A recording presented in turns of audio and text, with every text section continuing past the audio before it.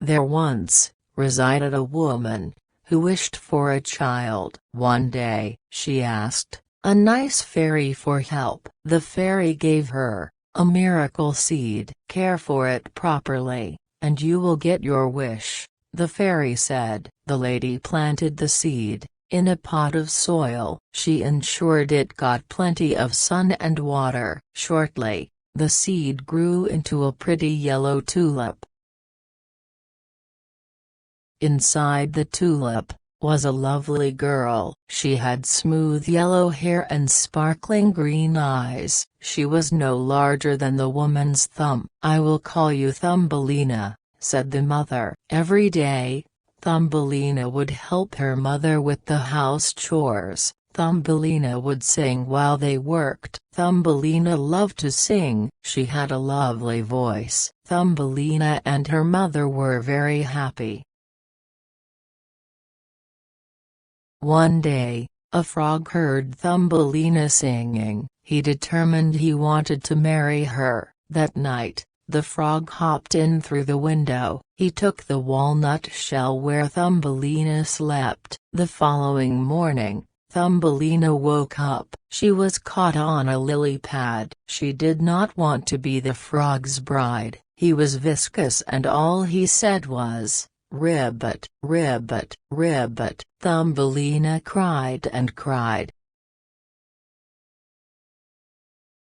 A fish heard Thumbelina's cries. He felt sorry for her. When the frog was not looking, the fish chewed through the stem of the lily pad. The lily pad began to float away. Thumbelina thanked the fish and waved farewell. She floated downstream and searched for a new house. Soon, she came to a small town of water beetles. They were not very nice to little Thumbelina. "Look how unattractive she is," the beetles said. "She has only 2 legs without wings."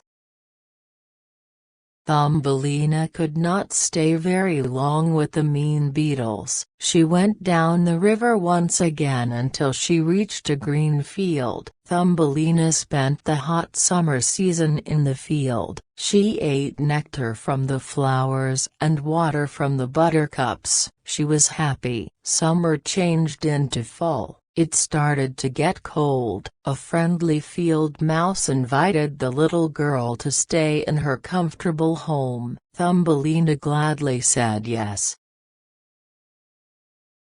Soon she met Mr. Mole, who lived nearby. Mr. Mole wished to get married to Thumbelina, but Thumbelina would not wish to marry Mr. Mole. He resided underground. If they married, Thumbelina would have to live subway too. She did not like that idea. In the middle of the winter time, Thumbelina met a sick and tired swallow. She loved birds with all her heart. She looked after the bird until it eventually got better. "Would you like me to take off for you far away from here?" the swallow asked Thumbelina. "Then you will not have to marry Mr. Mole." "Oh, yes," said Thumbelina. She climbed onto the swallow's back and off they went. They traveled high over jungles, lakes, and hills. Thumbelina held on tight. They happened upon his nest near a field. The meadow was warm as well as full of pretty blossoms. "I will live in my nest," said the swallow, "and you can reside in one of these flowers." The swallow flew her over to the loveliest flower in the field.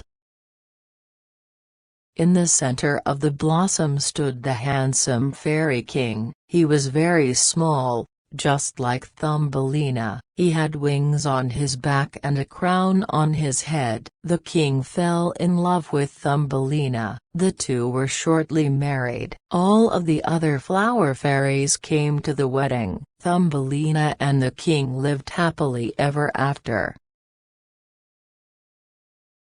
Never miss a video. Subscribe to my YouTube channel. Learn English very quickly. Hit the bell icon for notifications. Thank you for watching.